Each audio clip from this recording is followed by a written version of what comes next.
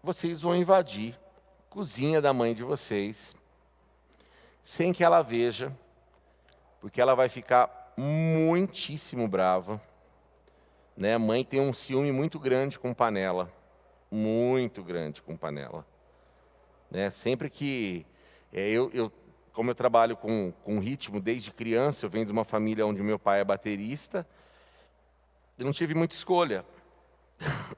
Desculpe. Então era sempre uma grande guerra com a minha mãe em relação à parte instrumental em casa, né? Quando meu pai não deixava eu pegar a bateria, eu ia trabalhar com algum balde, alguma panela, e era sempre uma grande guerra. E hoje eu estou trazendo para vocês aqui um exemplo básico, uma frigideira velha, né? Pode ver, ó, o fundo velho, todo riscado, né? Toda marcada, com muito tempo de trabalho, fritou muito bife, muito ovo aqui, né? Vou trazer para vocês um instrumento que vocês podem substituir tanto o tamborim, né? E a baqueta. Olha só. Estou com um garfo de cozinha da minha casa. Dá para ver aí? Ó. E aqui a baquetinha, tá? Esse garfo, ele vai ter duas funções aqui, né? Diferente do tamborim, eu não vou ter uma pele. Eu não vou ter uma pele. Eu vou ter um fundo de metal, né? E dependendo aonde eu bata nessa frigideira, eu vou ter uma sonoridade diferente. Então, olha só.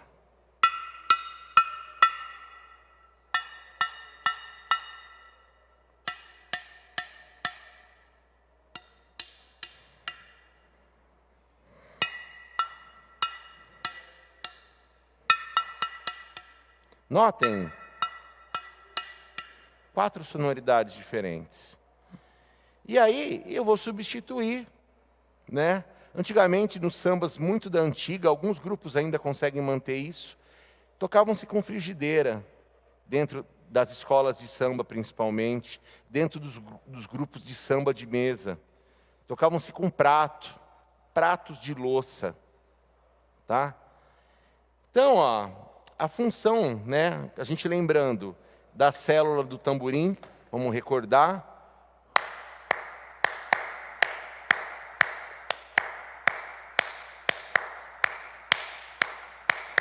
Um, dois, um, dois, um, dois, três, um, dois, um, dois, um, dois, um, dois, três, um, dois, um, dois, um, dois, um, dois, três, um, dois, um, dois, um, dois, um, dois, três, um, dois. É o que a gente vai realizar com o garfo e com a frigideira.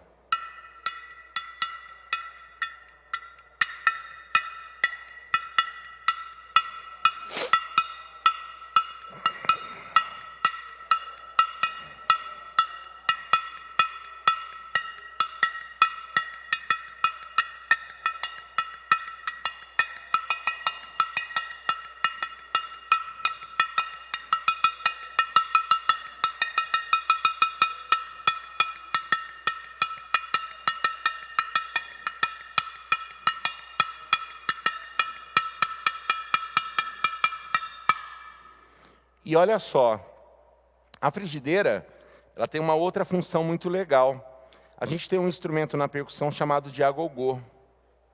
O agogô são 2 campanas de ferro, uma aguda e uma grave que é tocada com a baqueta. E aí o que acontece? Como a gente tem 2 timbragens diferentes na frigideira, a gente pode também estar substituindo o instrumento agogô pela frigideira. Se eu fosse fazer um samba, seria mais ou menos assim.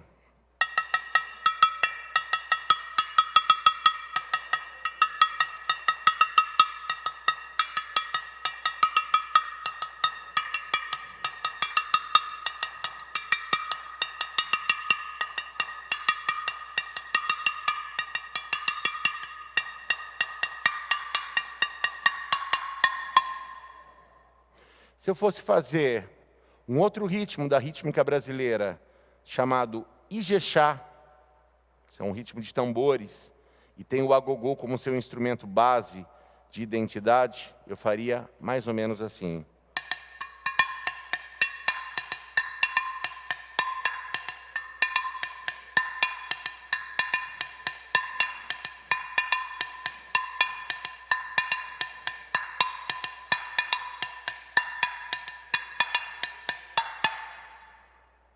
Se eu fosse fazer um outro ritmo, também da cultura popular brasileira, que é o maculelê, eu faria aqui, na frigideira, mais ou menos isso aqui.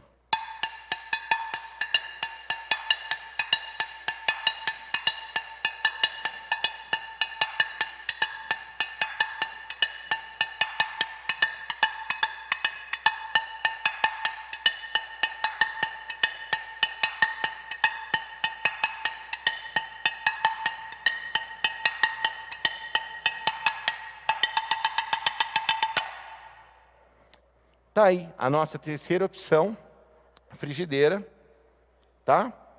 Para que a gente possa começar a pensar, começar a produzir, que a gente possa começar a inventar, que a gente possa, de maneira divertida e de maneira despretensiosa, estudar em casa, com elementos e com materiais que a gente não está acostumado, mas que tem uma sonoridade única, ok? E para a gente finalizar a nossa aula de hoje, trouxe aqui, isso é um cano, é um display de um cano que estava jogado num terreno baldio, perto da minha casa, há muitos anos isso aqui está comigo, né? Vocês podem olhar que ele é... Deixa eu botar a imagem em foco. Deixa eu ver para cá, ó. Ele é vazado, tá? E aí, no samba a gente também trabalha com um instrumento chamado reco-reco, né? Normalmente a gente utiliza no samba o reco-reco de metal. E hoje, para a gente finalizar, eu trouxe esse instrumento que a gente também, que nós percussionistas, nós educadores de percussão, utilizamos muito na cultura da música cubana. Lá é chamado de guiro, não é chamado de reco. E a sonoridade dele é a fricção de algum elemento, seja ele metal ou madeira, em um processo dentado, né? Que aqui é como se a gente tivesse vários dentes. Então, queria muito que vocês prestassem atenção, vou utilizar do garfo, vou utilizar desse material aqui, tá? Eu queria que vocês ouvissem a sonoridade desse instrumento.